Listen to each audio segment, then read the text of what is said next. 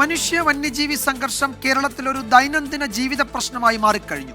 സംഘർഷങ്ങൾ ലഘൂകരിക്കാൻ സംസ്ഥാന സർക്കാർ വിവിധ പദ്ധതികൾ കിഫ്ബി വഴി ആവിഷ്കരിച്ച് നടപ്പിലാക്കുന്നുണ്ട്.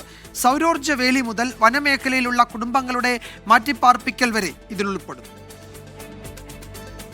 വന്യജീവി ആക്രമണങ്ങളിൽ ആളപായവും സ്വത്തുനാശവും നിരന്തരം റിപ്പോർട്ട് ചെയ്യപ്പെടുന്ന സാഹചര്യത്തിലാണ് സർക്കാർ ശാശ്വത പരിഹാര മാർഗങ്ങളുമായി മുന്നോട്ട് നീങ്ങുന്നത്.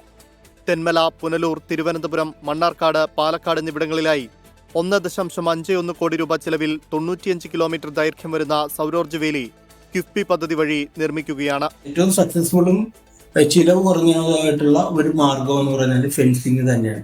കിഫ്ബിയുടെ ഫണ്ടിങ് വരുന്നുണ്ട്, നബാർഡ് ഫണ്ടിങ്, അതുപോലെ MLA അവരുടെ സ്കീമുകൾ കൊടുക്കുന്നുണ്ട്.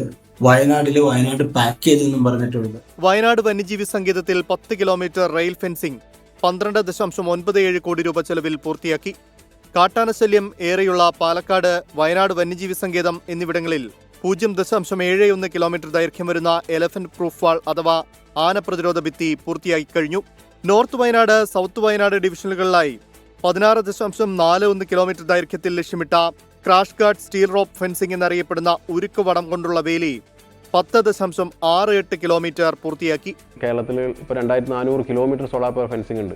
പുതുതായി 1700 കിലോമീറ്റർ നിർമ്മിക്കേണ്ടതുണ്ട്. ഇത്രയും കിലോമീറ്റർ ഫെൻസിംഗ്, അതായത് 95% ഫെൻസിംഗ് ആണ് നമ്മൾ ഉപയോഗിക്കുന്നത്. വയനാട് വൈൽഡ് ലൈഫ് ഡിവിഷനിൽ 68.4 കിലോമീറ്ററും നോർത്ത് വയനാട്, സൗത്ത് വയനാട് പ്രദേശത്ത് 50.44 കിലോമീറ്ററും നിലമ്പൂർ സൗത്ത് ഡിവിഷനിൽ 23.25 കിലോമീറ്ററും ദൈർഘ്യത്തിൽ തൂക്ക് സൗരോർജ്ജ വേലി സ്ഥാപിക്കാനുള്ള 12.37 കോടി രൂപ ചെലവ് വരുന്ന പദ്ധതിയുടെ വർക്ക് അവാർഡ് ചെയ്തു കഴിഞ്ഞു. വയനാട് ഇരുളത്ത് ആർട്ടിഫിഷ്യൽ ഇന്റലിജൻസിന്റെ സഹായത്തോടെ പ്രവർത്തിക്കുന്ന ഫെൻസിംഗ് പരീക്ഷണാടിസ്ഥാനത്തിൽ സ്ഥാപിച്ചു.